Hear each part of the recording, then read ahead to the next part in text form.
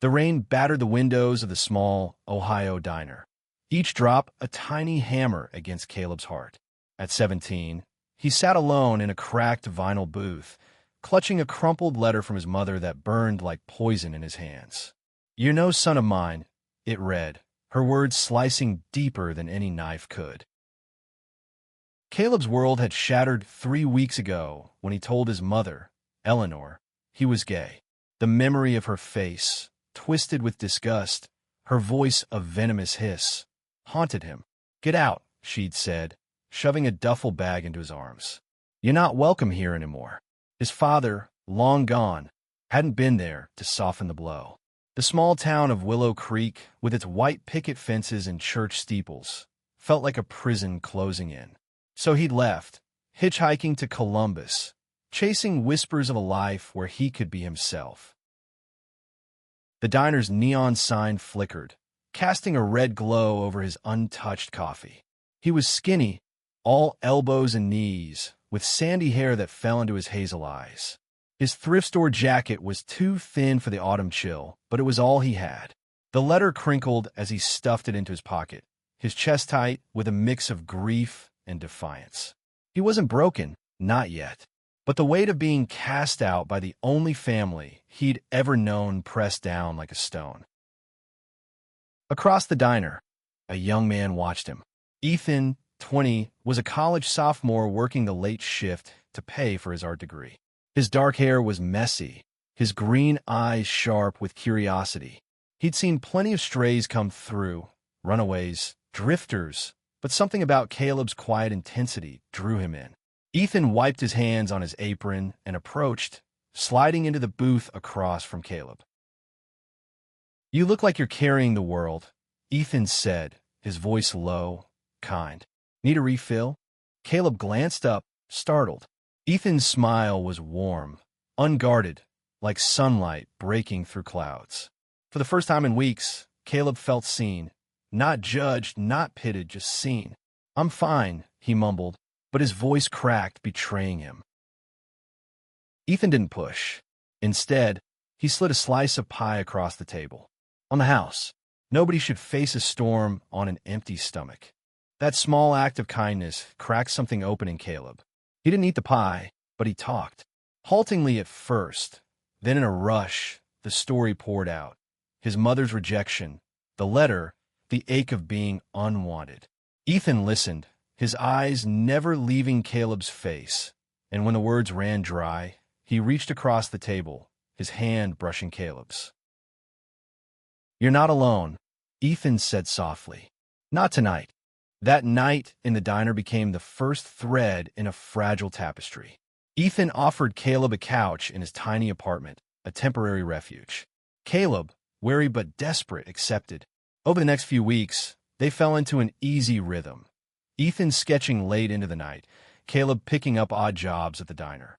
Their conversations stretched past midnight, filled with dreams and fears. Ethan spoke of art galleries and city lights. Caleb confessed his longing for a place to belong. Slowly, trust bloomed into something deeper, something neither could name yet. One evening, under the glow of a street lamp outside Ethan's apartment, Caleb hesitated, then leaned in. Their first kiss was tentative, electric, a spark in the dark. For Caleb, it was a lifeline, a promise that love could exist despite his mother's hate. For Ethan, it was a leap into a connection that felt bigger than himself. But Willow Creek wasn't done with Caleb. A letter arrived, forwarded from his old address. It was from his mother's pastor, urging him to repent and return for healing. The words churned Caleb's stomach, dragging him back to that night of rejection. He showed it to Ethan, expecting anger, but Ethan's response was fierce, protective. "You don't owe them anything," Ethan said, crumpling the letter. "You're enough just as you are." Caleb wanted to believe him, but doubt gnawed at him. Could he really build a life free from the shadows of his past? As winter settled over Columbus, their bond grew stronger, but so did Caleb's fear that it wouldn't last. He'd been abandoned once. Could he trust Ethan not to leave too? Caleb's days with Ethan were a fragile kind of magic, like holding a snowflake that could melt at any moment. They spent mornings wandering Columbus's art district, Ethan pointing out murals with boyish enthusiasm, his hand brushing Caleb's as they walked. At night, they cooked cheap pasta in Ethan's cramped kitchen, laughing over spilled sauce and stolen glances. But beneath the warmth, Caleb carried a quiet dread. His mother's rejection had carved a wound that refused to heal. One frigid January evening, Caleb found a voicemail on his prepaid phone. It was Eleanor, her voice thin and strained. "Caleb, I heard you're in Columbus. Can we talk?" The words hit like a punch. He hadn't spoken to her in 4 months, not since she'd thrown him out. He played the message again, searching for softness, but all he heard was the echo of her disgust. He deleted it, his hands shaking, and didn't tell Ethan. Ethan noticed the change, though. Caleb grew quieter, his smiles forced. At the diner, he'd stare out the window, lost in thought, as if waiting for something to break. Ethan tried to reach him, but Caleb's walls were high, built from years of hiding who he was. One night, after a long shift, Ethan found Caleb sitting on the apartment's fire escape, staring at the city lights. "What's eating you?" Ethan asked, sitting beside him. The cold bit at their fingertips, but Ethan's presence was warm, steady. Caleb hesitated, then told him about the voicemail. "She wants to talk, but I don't know if I can. What if she just wants to hurt me again?" Ethan's jaw tightened, but his voice stayed gentle. "You don't have to see her, but if you do, I'm right here. You're not facing her alone." The idea of confronting Eleanor terrified Caleb, but Ethan's words anchored him. He wasn't ready to respond, but he tucked the possibility away, like a seed waiting for spring. Their relationship deepened, marked by small, quiet moments, a shared scarf in the snow, a late-night dance to a crackling radio. Ethan's art began to reflect Caleb, sketches of his sharp cheekbones, his hesitant smile. Caleb, in turn, found himself writing. Poems, fragments, words that spilled out when Ethan was asleep, capturing the ache and hope of their love. But the past wasn't done with them. In February, a letter arrived from Willow Creek, this time from Caleb's childhood friend, Sarah. She wrote that Eleanor was sick, something about her heart, the details vague but urgent.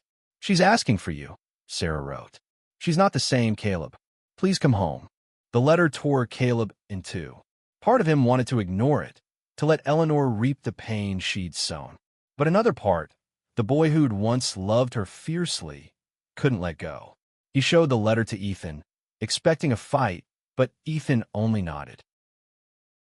"If you need to go, I'll drive you," Ethan said. "But we do this on your terms." The drive to Willow Creek was silent, the Ohio countryside blurring past.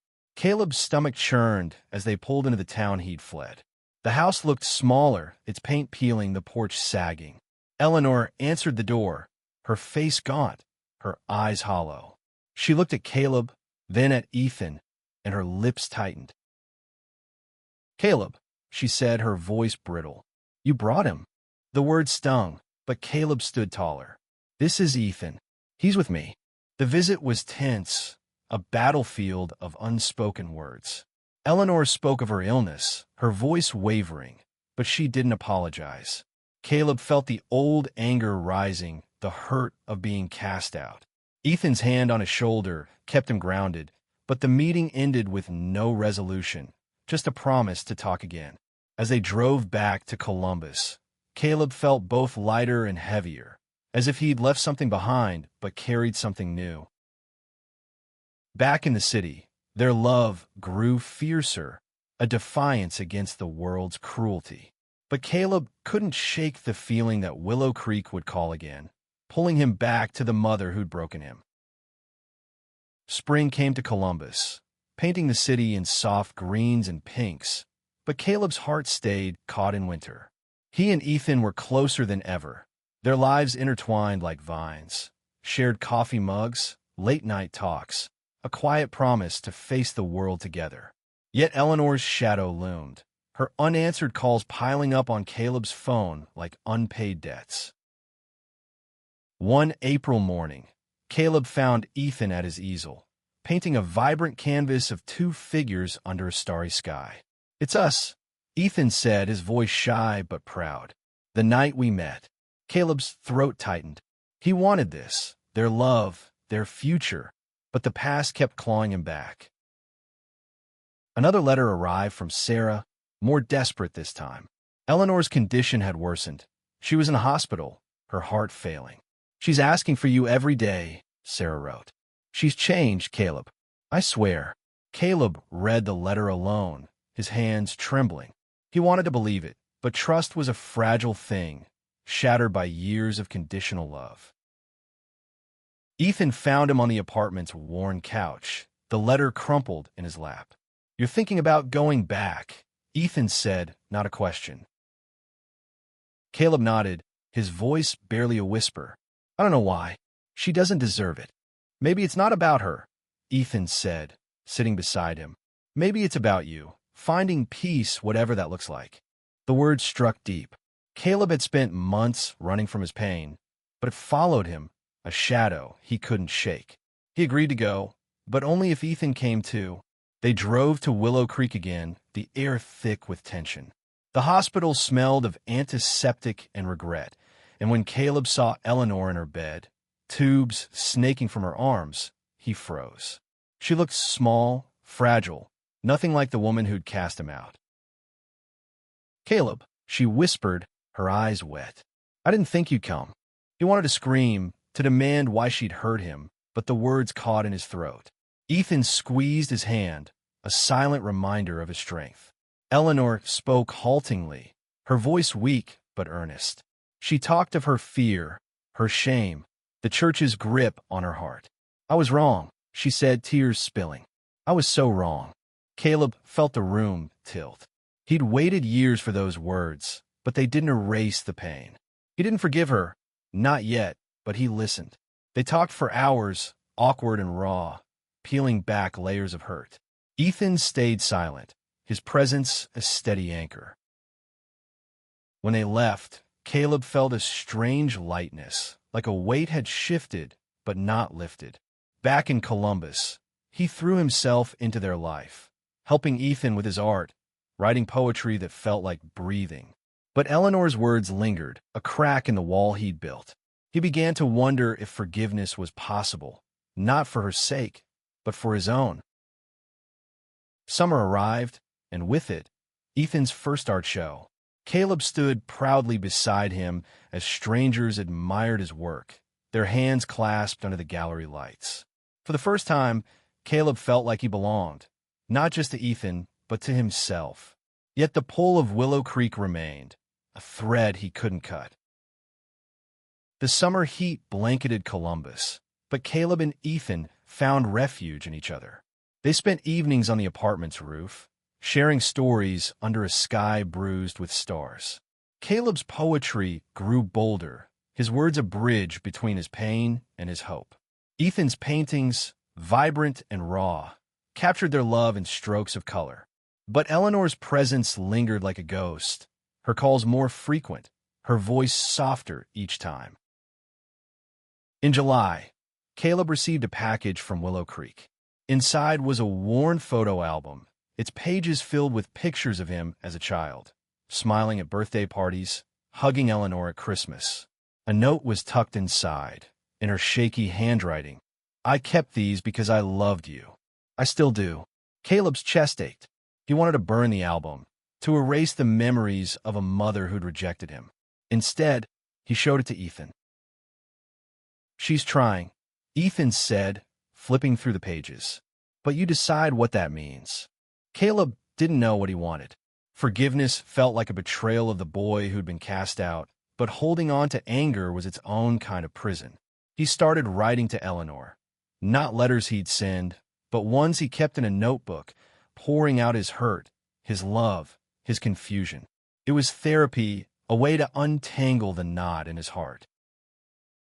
One August night, as they walked along the Scioto River, Ethan stopped and pulled Caleb close.